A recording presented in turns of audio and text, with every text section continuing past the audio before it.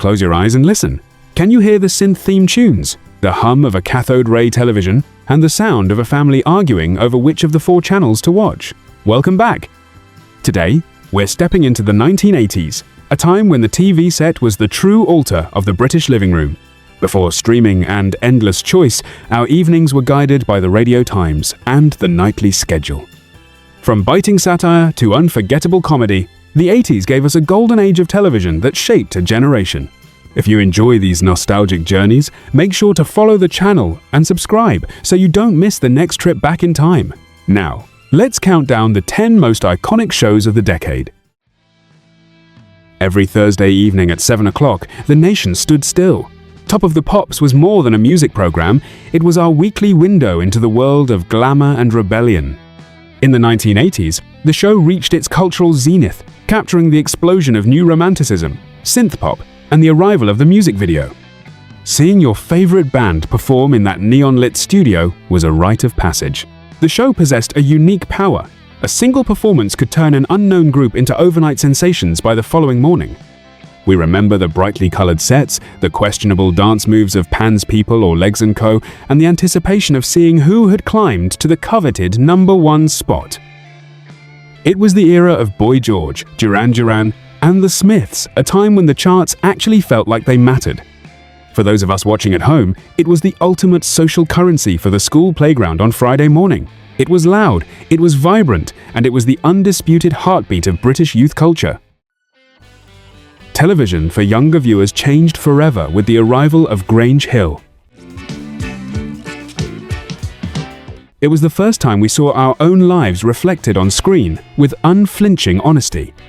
Set in a fictional North London comprehensive school, it moved away from the polished, polite children's stories of the past and dived straight into the gritty reality of teenage life. Throughout the 1980s, the show tackled themes that were genuinely revolutionary for the time. From bullying and shoplifting to the harrowing Just Say No anti-drugs campaign involving the character Zammo Maguire in 1986. It was essential viewing because it didn't talk down to us, it spoke our language. We grew up alongside characters like Tucker Jenkins and Roland Browning, navigating the halls of a school that felt as real as our own. It was a masterclass in social realism that sparked countless conversations across the country, proving that children's television could be both entertaining and profoundly brave. If Grange Hill was the rebellion, Blue Peter was the reliable anchor of our childhood. The 1980s are often considered the gold era of the program, led by iconic presenters like Simon Groom, Janet Ellis, and Peter Duncan. It was a show that fostered a sense of curiosity and global responsibility, all from a studio in West London. We all remember the legendary appeals, where we collected stamps or old coins to build life-changing facilities, and of course, the total chaos caused by the studio pets. The phrase, "Here's one I made earlier," became a permanent part of the British lexicon, usually involving an intricate model made from sticky-back plastic and empty washing-up liquid bottles. Earning a Blue Peter badge was perhaps the highest honor a British child could achieve. It was a program that celebrated wholesome adventure and creative ingenuity, providing a safe, educational, and deeply comforting sanctuary every Monday and Thursday afternoon. Although the BBC and ITV provided the backbone of our viewing, the 1980s saw a massive influx of high-octane American action. Shows like Knight Rider and The A-Team became essential weekend viewing for every British household. We were captivated by the futuristic talking car KIT, and the effortless charisma of David Hasselhoff. Equally iconic was the cigar-chomping Colonel Hannibal Smith and the formidable Bachelor of Arts Baracus. These shows offered a level of cinematic spectacle that felt entirely new to British audiences. We spent our playtimes pretending to be part of an elite commando unit, or talking into our watches, hoping a black Pontiac Firebird would come to our rescue. Despite their American origins, these programs became an integral part of the British cultural landscape, providing the perfect escapism during a decade of industrial strikes and economic shifts. They were loud, they were flashy, and for an hour every Saturday, they made us feel like anything was possible. There is perhaps no show more beloved in the history of British television than Only Fools and Horses. Launching in 1981, it followed the misadventures of the Trotter brothers in their quest to become millionaires, this time next year. Del Boy and Rodney became symbols of the British working-class spirit, resilient, optimistic, and eternally dodging the taxman. The brilliance of the writing lay in its perfect balance of high-quality farce and genuine emotional depth. We laughed until we cried at the falling chandelier or Del Boy falling through the open bar, but we also cared deeply for the family bond between the brothers and Grandad, and later Uncle Albert. It captured the essence of London life in the 80s, from the high-rise flats of Peckham to the local pub, the Nag's Head. It wasn't just a sitcom. It was a national treasure that reflected our own flaws and dreams back at us with a wink and a cheeky, lovely jubbly. For science fiction fans, the 1980s were a decade of incredible transformation for the Doctor. We began the decade with the final brilliant years of Tom Baker, the man in the incredibly long scarf who defined the role for many.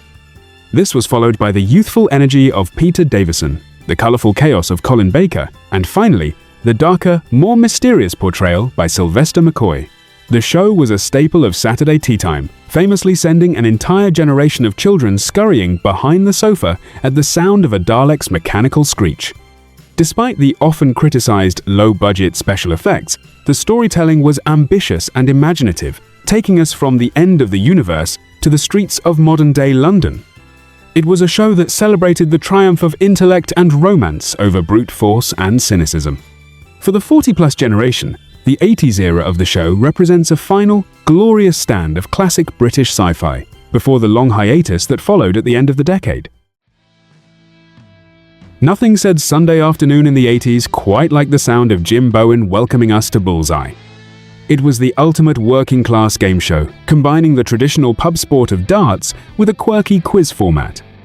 The prizes were legendary not because they were expensive, but because they were often so hilariously mismatched for the contestants.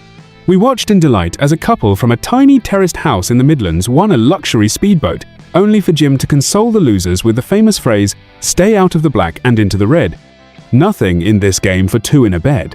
With the animated mascot Bully and the catchphrase "Super, Smashing, Great," it was a program that celebrated the everyman.